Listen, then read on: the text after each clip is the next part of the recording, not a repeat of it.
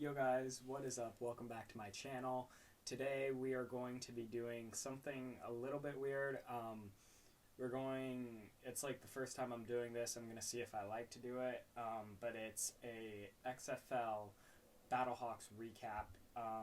The Battlehawks played the DC Defenders today, but you're going to see this video tomorrow. And they ended up losing, I forgot the score, 28-34. At first I thought it was 24-28 because I remember a late comeback, but yeah. I did not see the first part of the first quarter. I came in right around the time that AJ McCarron threw a pick six. So yeah, let's get into it. I'll see if I want to do this.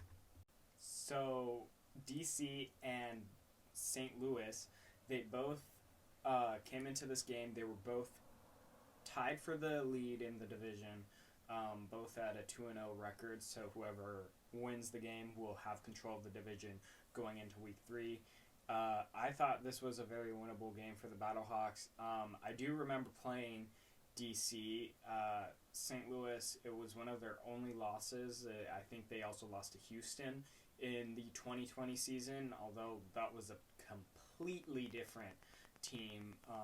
It's still like, the rivalry, setting in, especially because St. Louis doesn't really have any rivalries. Nobody really has any rivalries except for geography rivalries, which only is in Texas. Yeah, it's kind of probably the next biggest rivalry is what I'd say. Going into the first quarter, I did not see this. I live in California, so the game starts at 10 a.m. I usually sleep in on Sundays unless the early game is one of my teams, which in this case it was, but I just didn't wake up in time. DC scored a touchdown their first drive with St. Louis punting it away, and then the pick six. And then St. Louis went back for a touchdown. They turned the ball over a couple of times, which, by the way, Battlehawks went into this game, no turnovers, no takeaways at all this season, and DC spoiled that. But they think it was, let me make sure, but I think it was 3 takeaways for each team, but I don't really have that stat. But yeah, going into the second quarter, what happened first? I think it was the St. Louis touchdown first. I have my phone with all the stats right here so that I'm like accurate. But okay, second quarter. Yeah, it was the Battlehawks touchdown that started off the second quarter, and then the 2-point conversion was no good. Wait, but then where was... Oh, that was in the third quarter. And then so we go into halftime. St. Louis with the lead. Everybody went into this game expecting it to be a shootout, especially with the first 2 drives. They thought it was going to be really high-scoring game, but it really, after the first half, wasn't as high-scoring as I thought it would be. McCarron obviously leading the team, Tamu. And then third quarter, really when the action starts to take place, the DC defenders started off with a field goal after some good third down pickups. They got into field goal range, kicked the field goal to shorten the Battlehawks lead, or was it tied? DC it was tied. So DC took the lead on that field goal. I already forgot what happened. See, this is why I don't do this. But St. Louis goes down, touchdown on 2 plays, 25 yards. That does not sound right. I thought it was more. And then DC strikes back with another touchdown, and then to end off the third quarter, St. Louis fumbled the football. And then to start off the fourth quarter, DC had a field goal, so this is when we're like getting into sort of my memory, because like the first 3 quarters I'm always watching it, I'm not paying attention, but then fourth quarter we pay attention. This was, I think, lemons were thrown. If I'm not, no, that was the next drive. Lemons were thrown again. They did allow the beer snake though, for Washington, so I definitely appreciate that from the security guards. Even though I'm not at the game, I still think it was cool to see on TV the beer snake.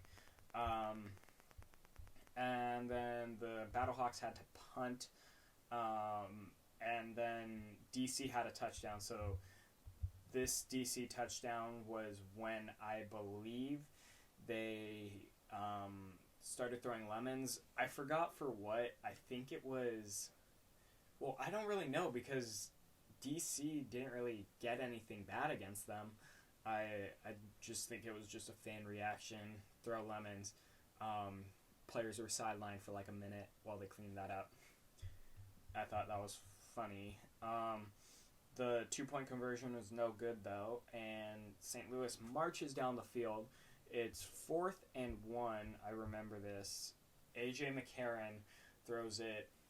Was it over or under? It was under Hakeem Butler. So turnover on downs on that one. I did not know why Anthony Beck went for 4th, although actually no, I do understand it. I was just being an idiot at the time. I was like, just take the field goal, just take the 3 points, but it wouldn't have mattered anyways because DC had a how many point lead did they have at that time? They had a 14-point lead. So that would have made it an 11-point game. So I do understand the decision. It just didn't work out, unfortunately.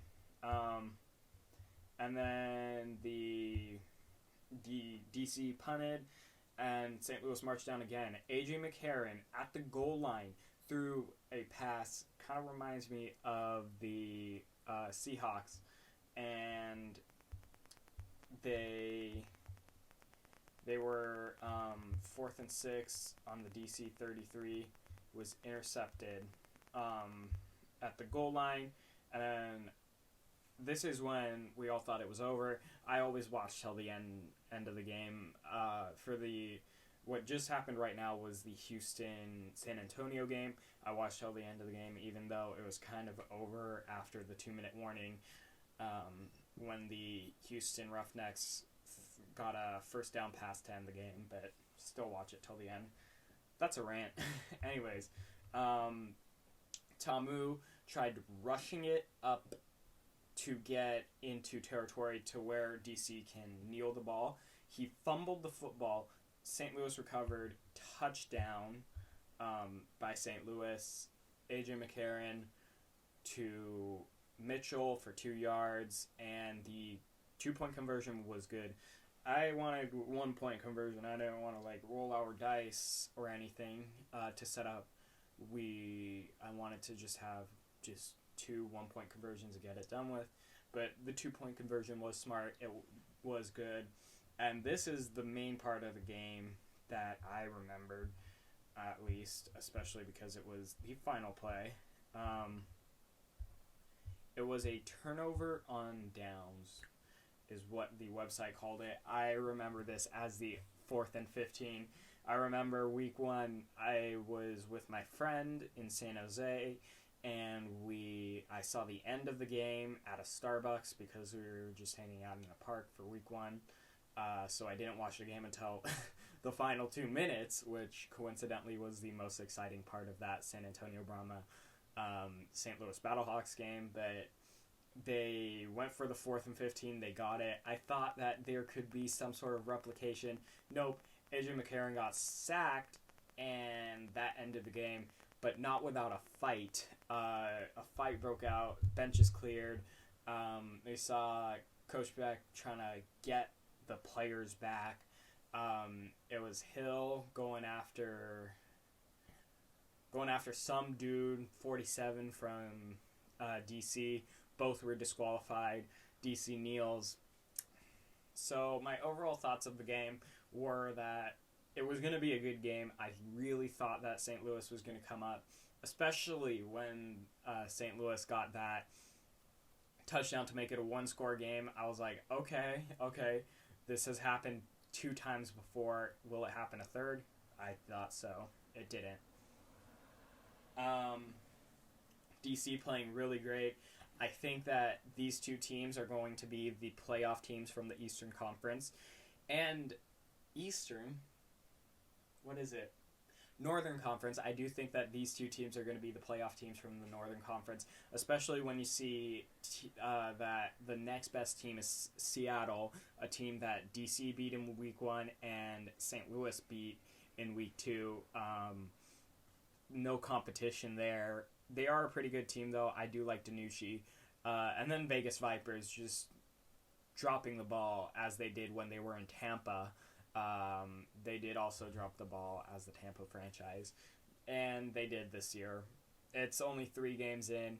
Orlando and Tampa, I'm sorry, but your seasons are both pretty much over, especially when you see the teams that St. Louis, DC, Houston. There's one more, Arlington, kind of, San Antonio, kind of. They're both exciting teams. I think they are all going to beat both of those teams. And the only sort of competitiveness that they'll see this year is a Tampa versus Orlando game. Although Orlando did make it pretty exciting in the end versus Arlington today. I think they played Arlington. Yeah, they did make it pretty exciting in the end. I thought that they might have came up, but they did not. They fell short. But anyways, next week is going to be the St. Louis Battlehawks home opener against Arlington Renegades. And I do think that the Battlehawks are going to win that one. I think that they're going to win every week. But realistically, I do think that they were going to win. They're going to win this week. If you ask me realistically, I would have said that it's a toss-up, flip a coin for DC St. Louis. And it did look like that game, not for most of the game, but again, towards the end, going into halftime, at the end of both halves, it did look like a close game. And I think that the playing on the field was a close game despite the scoreboard at multiple points. But yeah, they're opening up against Arlington. St. Louis is opening up the 300s level, so it's not the complete dome, but it's a good, I'd say, 50-ish thousand seats out of 69,000 seats, maybe 40, 45. That sounds insane. I can't wait to see a packed dome because St. Louis, I think, led attendance figures. It actually might have been, I don't think it was for percentage, but like overall attendance. I think Seattle was up there, but this year it looks like the competition for most attendance with St. Louis is definitely going to be San Antonio. They do pack that dome. But yeah. I don't know. What are your thoughts about it? Comment down below. I can't wait to see a packed house for week 3, and I can't wait to see. I think St. Louis definitely a playoff team. I think it's going to be St. Louis DC rivalry is going to just develop over the next few weeks, especially because DC has the next game after Arlington. So yeah. What are your thoughts? Comment down below. I don't know if y'all like this sort of video, but if you did, please make sure to like, subscribe, all that, and I'll see y'all later. Bye!